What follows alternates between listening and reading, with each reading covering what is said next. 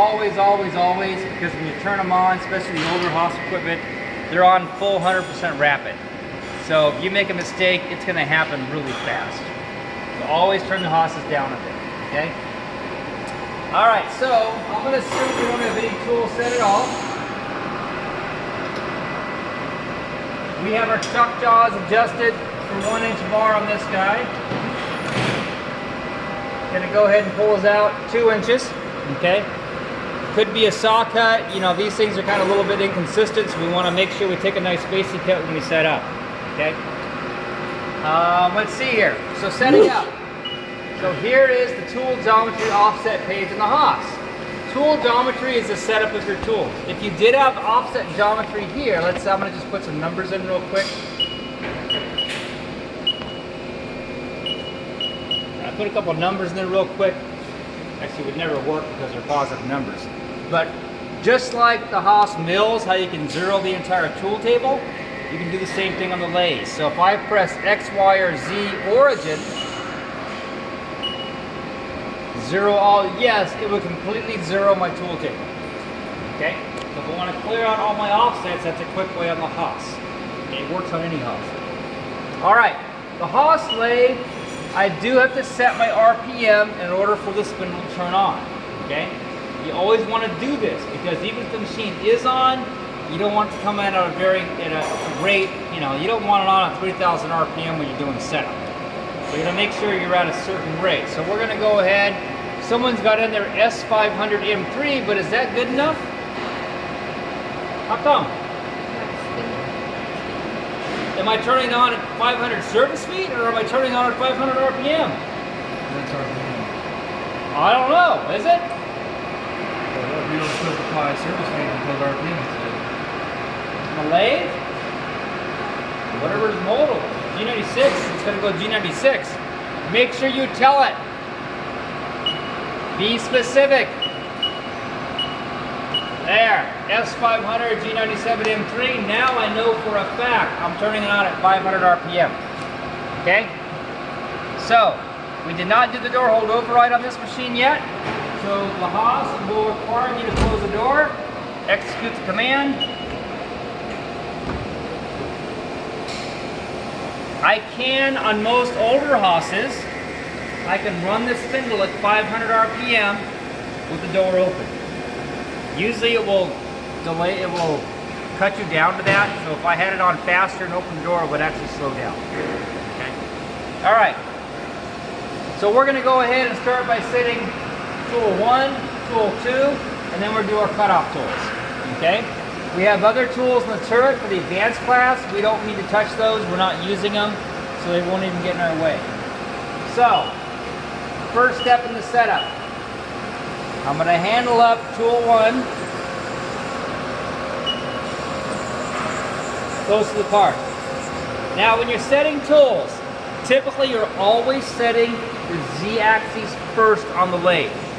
It's very important to just get real set procedures that you follow on a regular basis, that way you don't forget to set a tool or an axis. So I'm going to go ahead, I'm going to feed it in, and I'm going to go just until I get a chip here.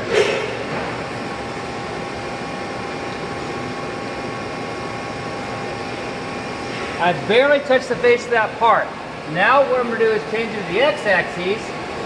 I'm going to go a little bit bigger in the diameter of the part. I'm going to put it on Z. I'm going to change it to 10 thousandths per pulse. And I'm going to count in 1, 2, 3. And now I'm going to manually face the part. So I slow it back down to 1 thousandths per pulse. Change the axis to X. And I'm going to manually face the part.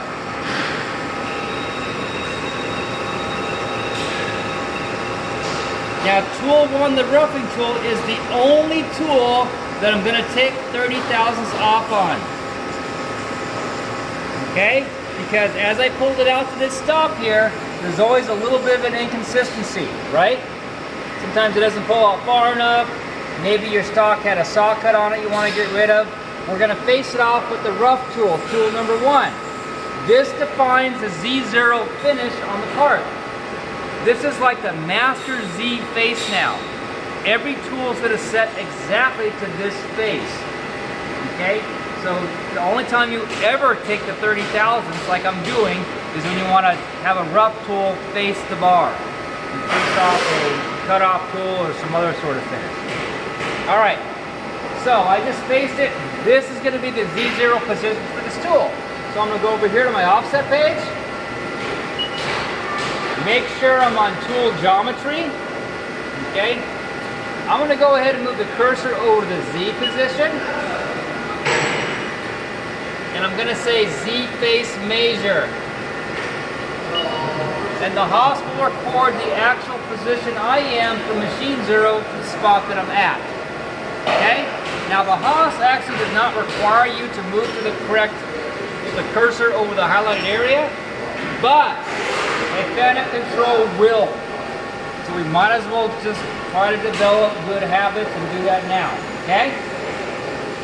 Now, if for some reason I wanted to take an additional 5 thousandths, I would use the minus 0.005 and right enter and shift it in. Okay? The Haas does not have the ability when you make the setup to enter and tell it how far you are away from the Z0 face, like you can on a Pinot control. Okay? So there's little differences, but anyway. So that sets the Z-axis. Now I'm going to set the X-axis for this tool. Now I'm going to come in Z a little bit. I'm going to put it on X. And I'm going to come down so I cut the diameter of the bar. I'm going to put it on the Z-axis. And I'm going to make sure I turn the surface. I'm going to take a little bit more on this one because I see a step that was turned already.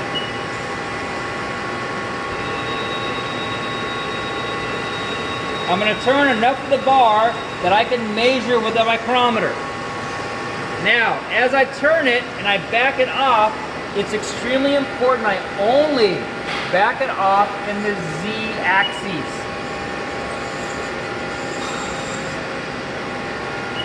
Okay? Because now I'm going to take my micrometer and I'm going to measure what I just cut.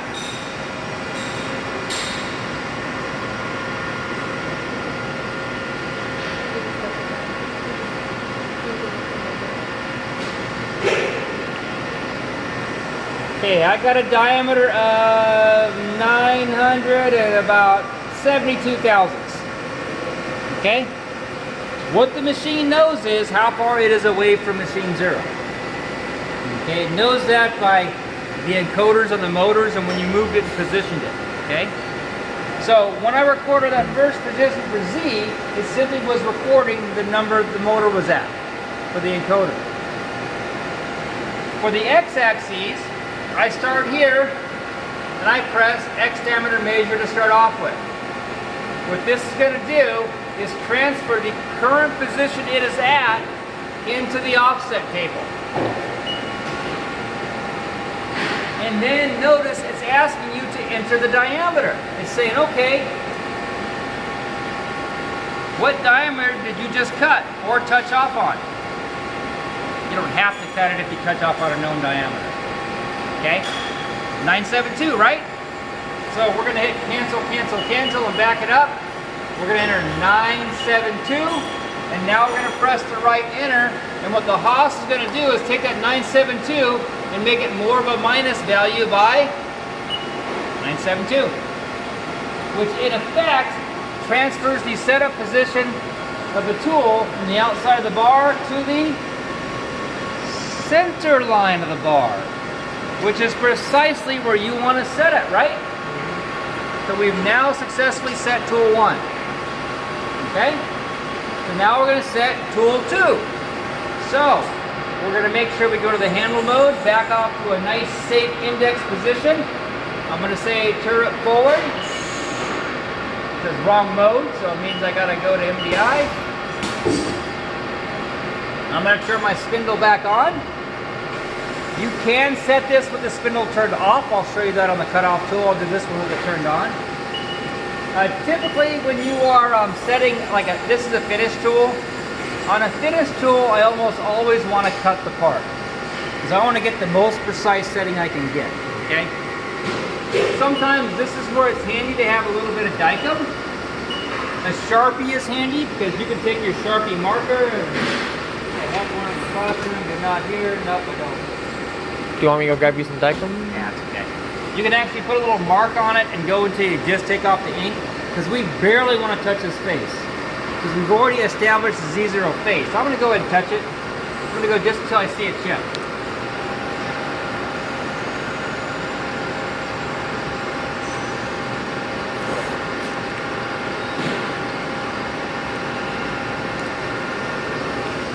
Barely saw a chip right there. I barely touched it. I can back off that 1,000th if I want. That's the master Z0 face. I'm not taking an additional 30 here. This is the Z face we're setting everything to.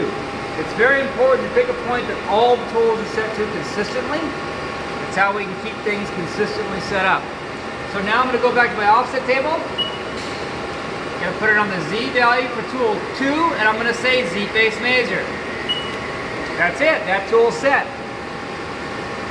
Now we're going to set the X for this tool. So I'm going to go to the X position. I'll go to Z and pull it off a little bit. We'll go to X. We're going to turn the diameter.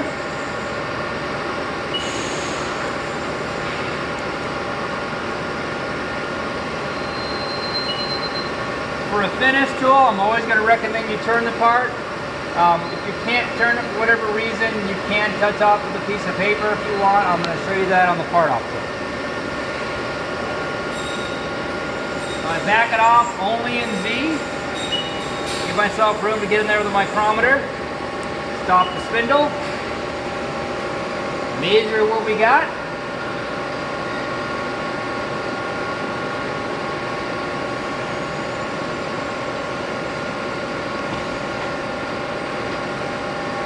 This time I'm measuring 941 thousandths. Okay? So, I go to my cursor, I move it over to X.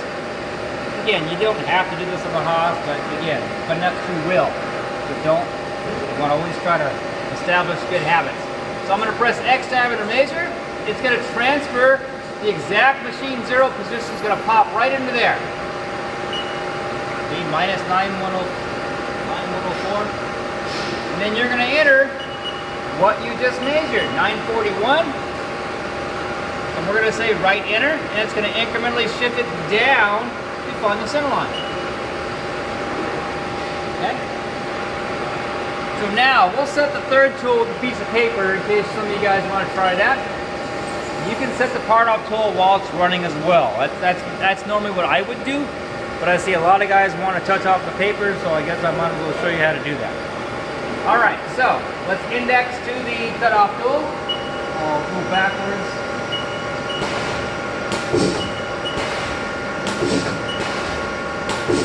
You could have also pressed T, the T and the tool number, and the Haas will go right to your tool. Okay, just like the mills, T9, flip you to the turret 9 position. Okay. All right, so let's see here. We got a piece of paper here. How thick is our piece of paper? We'll just use this one, someone's notes. Okay. Try not to get it too messy. So we're going to find that this is 20-pound or 24-pound paper. It's probably right about 4 thousandths, I believe. We're cleaning a mic. This is how we clean it. There we go. We're measuring right on 0, so we got a good mic. We're going to go over here. Yep, this paper is right at about 4 thousandths. Okay. All right. So, again, I do not recommend setting up with a piece of paper for a finish tool, or definitely not the rough tool the first time around. For a part-off tool, it doesn't need to be as precise, but still, you want a consistent part-off. If you are using the shim method, it's very important that you just don't stand here like this and keep your piece of paper still. Because if I keep it still and I just keep traveling, how am I going to know when I touch that part? Matter of fact, I can't see the part, and you're going to go until you break the cutoff plate. And if you're going to do this, you want to make sure you keep this guy moving.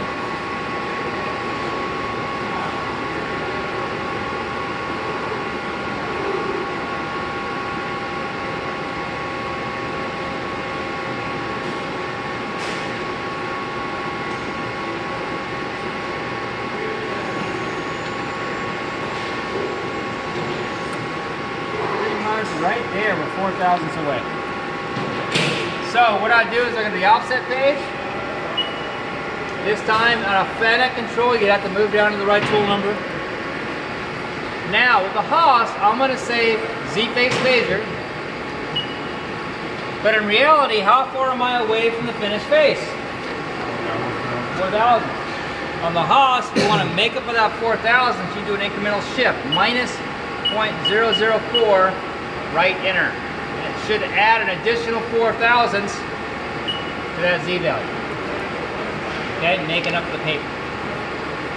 Now, we'll do the same thing for the x-axis, and we'll use the paper too. So I'll make sure I back it off and Z.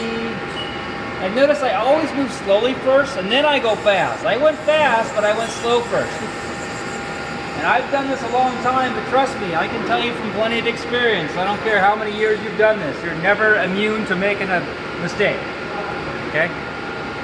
Alright, so we're going to go Z, we're going to cruise over here, going to come down, get ourselves close. I got myself close kind of quick because I've done this a lot. Get my paper in there. Now this is where you got to have a little finesse because we got to make sure we can keep that paper moving. There's my paper. I'm moving. I'm going to go to 1 thousandths and I got to keep it moving. Right there. Just touching. Okay? I can back it off 1 thousandths if I want and get the paper out of there. But yeah, that's pretty much the point where it was touching. Okay, now, this is where using the paper can get a little confusing. I'm going to start off by pressing X diameter measure.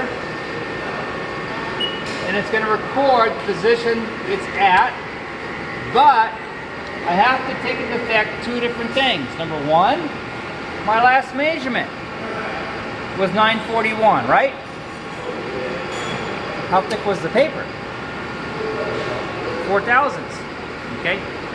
But also, you gotta really think. You gotta double it. How come I have to double the thickness of the paper? It's a diameter reading machine. So in reality, that's 941. But if I take 4 thousandths away for using the paper for the setup, I have to double the paper. So I've got to add 8 thousandths to it. So I can't use 941. I'm going to put in 949. Would it have made a difference on a cutoff tool? No. So it's not going to hurt if you mess up the paper. Okay. All right. So I'm going to go ahead and enter that. And now we have the first 3 tools set. Okay. So we're set for checker number 1. I'm going to slowly back this guy up. Get it in a nice safe position.